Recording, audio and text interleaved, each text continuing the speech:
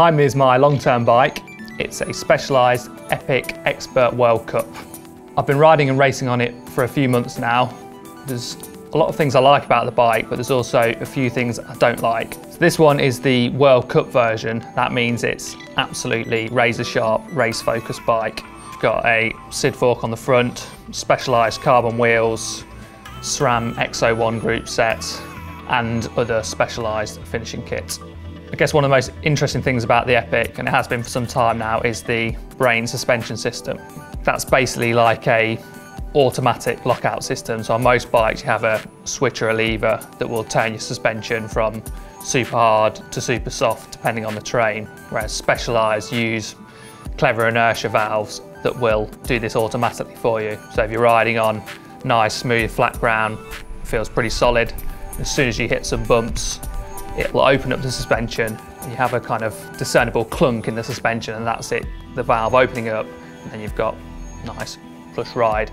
It's pretty easy to adjust. It's just clicks either way, so you can either have the brain very firm, so you need a big bump to get it to open up, or almost off completely, so the suspension is on all the time. It's just a few clicks either way to get that to work.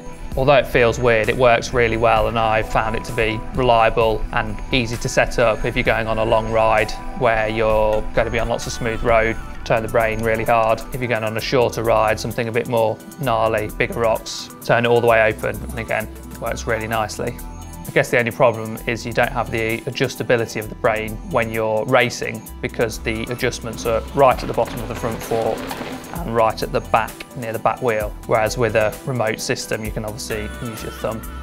The geometry on the bike's pretty racy too. You've got a steep 71-degree head angle, which is kind of old school these days. A lot of bikes are coming in around 69, so it feels pretty steep, but the bike's got a kind of nice, solid feeling to it, so I didn't really notice it being twitchy at any point. It felt pretty good handling. Same with the rear end, super short chainstay, so it accelerates really nicely, really snappy in and out of corners.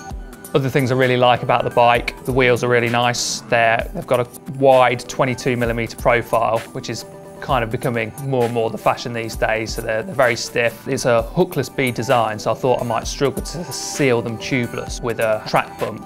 I actually found that with a bit of effort, it works nearly every time, so that was really handy. It's good for an everyday user. Being a long-term bike, I've been able to change a few things on the bike so far.